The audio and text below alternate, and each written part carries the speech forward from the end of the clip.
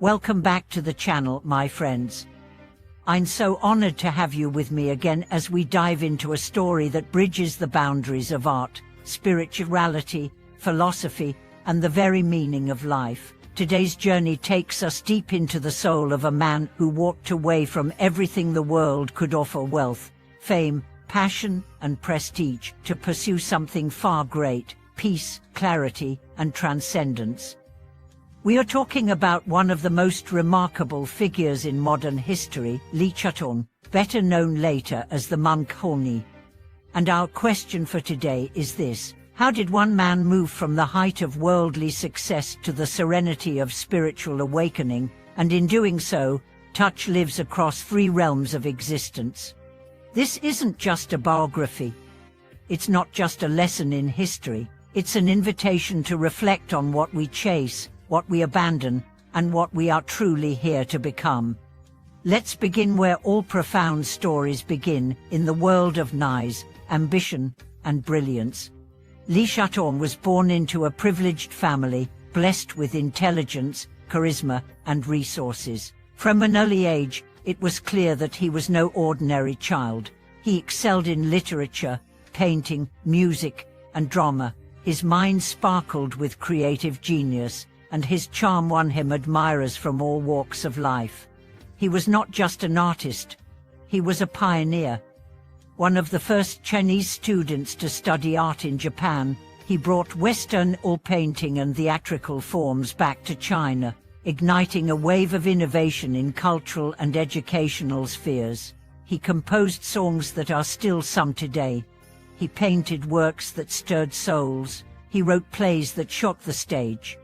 To many, he was the embodiment of modernity, talent, and vision.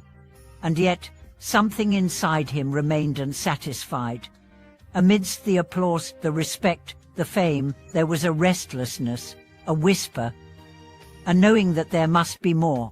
Not more fame and not more achievement, but more truth. This whisper grew louder as the years went by. While others praised him for his accomplishments, he began to question the very fabric of life itself. What was the meaning of art without peace? What was the use of success without stillness? What is the value of expression if the soul remains caged? At the height of his popularity, at the age of 38, Shutong did the unthinkable. He left it all. He shaved his head, he renounced his name, he became a monk. This was not a theatrical act. It was not a stunt for attention. It was the purest, most radical act of self-liberation. In a world that tells us to build, he chose to strip away. In a world that screams louder is better, he chose silence. In a world obsessed with becoming someone, he chose to become no one.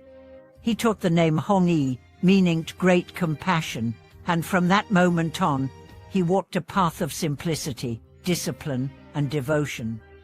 No longer did he perform on stage, his life became his performance. No longer did he seek to move others through music, his presence became his instrument of transformation. As a monk, he immersed himself in the study and practice of Buddhist precepts, particularly the Vinaya, or monastic discipline. He lived with such meticulous respect for the rules that others marveled at his precision, his humility, and his unwavering sincerity. Yet even in his renunciation, he did not abandon the beauty he had cultivated. His calligraphy evolved not in flourish, but in essence. His brush strokes became bare, restrained, deliberate, each character a mirror of his inner stillness. His letters to disciples were short, firm, kind, and deeply penetrating. He didn't preach. He simply embodied the teaching. One of his most famous sayings, "Sorrow and joy are mingled," was uttered on the day he was ordained. When someone asked him how he felt about letting go of his worldly life, he replied, "Sorrow and joy are mingled." These 4 words reveal the entirety of spiritual transformation. He mourned the man he had been, but he rejoiced in the man he was becoming. To understand the depth of his transformation, we must look not only at what he left behind, but at what he gained: peace, clarity, presence. A heart so wide it could embrace all beings. A mind so clear it needed no ornament. A life so simple it glowed with profundity. What allowed Li Shutong to transcend the so-called three realms, the realm of desire, the realm of form, and the realm of formlessness? It was not through magical powers or philosophical debate. It was through radical self-honesty. Through letting go of every layer of identity until all that remained was pure awareness. He didn't transcend by escaping life, he transcended by diving so deep into its essence that all illusion dissolved. This, my friends, is what makes his story so universally relevant. You don't need to become a monk to walk his path. You don't need to give up your career, your possessions, or your name. What you need to give up is your attachment, your clinging, your illusion that anything outside of you will ever complete you. The real legacy of Li Shutong is not his art, though it was sublime, not his fame, though it was vast, not even his renunciation, though it was total. His legacy is his embodiment of the truth that real freedom begins where the ego ends. He reminds us that you can taste beauty, but don't cling to it. You can use talent, but don't worship it. You can serve society, but don't lose yourself in it. He reminds us that silence is not emptiness, it is fullness, that discipline is not a burden, it is a liberation, that surrender is not weakness, it is the beginning of true strength. Imagine for a moment living a day like he did, waking before dawn not to check your phone, but to sit in stillness, speaking only when needed and only with kindness, walking slowly, eating simply, listening deeply. How different would your heart feel? How sharp would your awareness become? What would you hear that you've never heard before? The path of simplicity is not about austerity. It's about cutting through the noise to find the song underneath. Li Shutong didn't escape the world. He became the world, not through expansion, but through presence. Not through noise, but through stillness. In a culture obsessed with accumulation, he teaches the grace of subtraction. In a world addicted to self-expression, he teaches the art of self-erosoa. In a society driven by ambition, he teaches the serenity of sufficiency.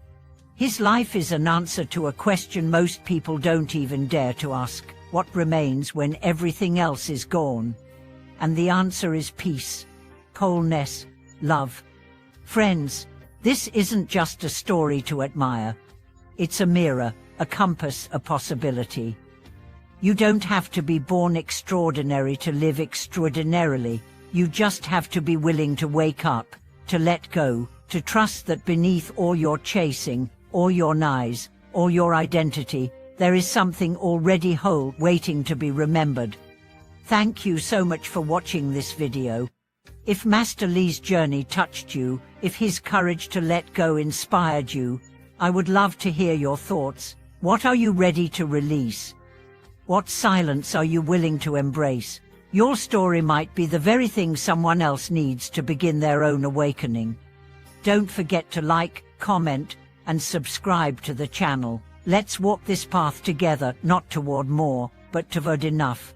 Not toward someone, but toward the one you already are. We'll see you in the next video. Until then, live simply, love deeply, and remember the true self isn't found in becoming. It's revealed in letting go.